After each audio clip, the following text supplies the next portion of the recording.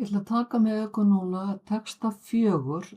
Það er það sem er bara ein grein. Það er búið að taka endurmerki á milli þeirra, þannig að þetta er ein grein og við ætlum að móta hana undir format og paragraf. Við ætlum að hafa texta jafnan, þá komið 6 punktabil á eftir.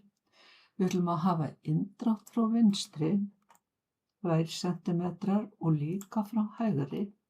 Drögðarins sem sagt bæði vinstra megin og hægra megin og við ætlum að breyta línubylinu örlítið, hafa það multiple og velja hér 1,15.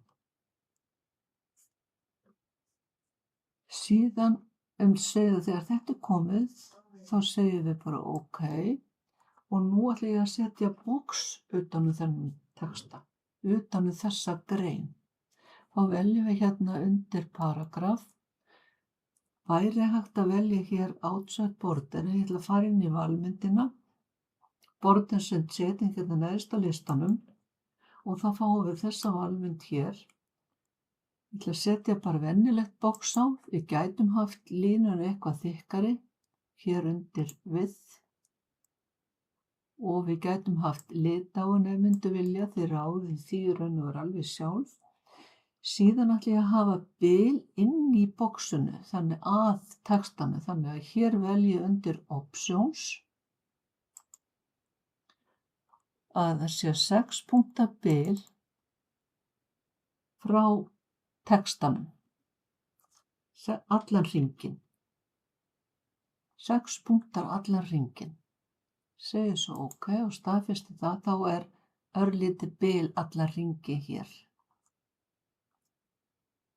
Set svo OK á þetta, staðfesti það, þá sjáum við það að komið svona box utan þessa efnisgrein. Síðan ætla ég að velja textan hérna inn í boxinu, hún er komin af frumnorrænu og setja box bara utan þennan texta. Þá velja aftur hérna borders and setting og núna er ég með valið apply to text, þannig að ramminn kemur bara utan þennan ákveðna texta sem að ég valdi. Gætum haft þykkara línu eða litaða, þurfum það ekki, staðfestu með OK. Þá lítur þetta svona út. Þá ætla ég að bæta við hérna einu formi sem er svona undir kólati, velja hérna insert og shapes. Og hér neðarlega í listanum eru kúlát, ég ætla að velja til dæmis hérna svona sem er með aðeins niður. Dreg það hingað og setja hér inn. Ég get togað í gula punkti hérna og fært örna þannig hún vísi hér á. Og ég geti svo sett hér inn einhver texta eða breytt liti. Hægt er að nota sjálfvirkt hér. Þið megið alveg í raun og ráða hvað þið gerir hér. Og þið getið breytt fyllingunni, útlínunum og fleiru. Síðan ætla ég að setja hér inn, aðeins sem ég gæti að svolítið sig ekki fyrir. Síðan eigum við eftir að bæta hér inn, það er hægt að fá svona táknmyndir og svo myndtákn undir symbol eða icons. Ef ég byrja á því að velja hérna og setja hér fyrir aftan, insert og undir symbol hér, þá koma hér inn á listan eitthvað sem er nýbúin að nota. Ef maður velur more symbols hérna, þá getum við valið ýmsar töflur. Hér er til dæmis symboltabla, það er stundum heilmikið hér í þessa. Stækkaðum þetta aðeins og sjáum betur. Þið ráðið í raun og veru alveg hvað tákn þið takið. En ef ég fer hér svo inn í frekar vingdingstöflu, það er svona meira úrval og svona einhverju myndtengdu. Þetta er mjög mikið hérna. Vingdings 1, 2 og 3. Við sjáum hér er svona meira. Ég get valið hér hagreiti. Ég geti valið alls konar örvar og ýmislegt annað. Alls konar hagreitir hérna.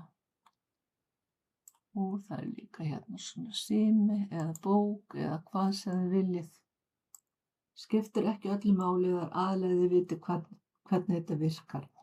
Og þetta koma inn sem bara tákn. Ef þið veljið bara þetta hér, þá getum við stækkað letrið. Við getum haft öðruvísi lit á því, eða hvað sem er. Skiptir ekki öllu máli. Og hér fyrir neðan ætla ég að velja svona myndtákn. Það er undir Insert og Icons. Valmyndið sem við fáið upp hér er svona með allskyns flokkum.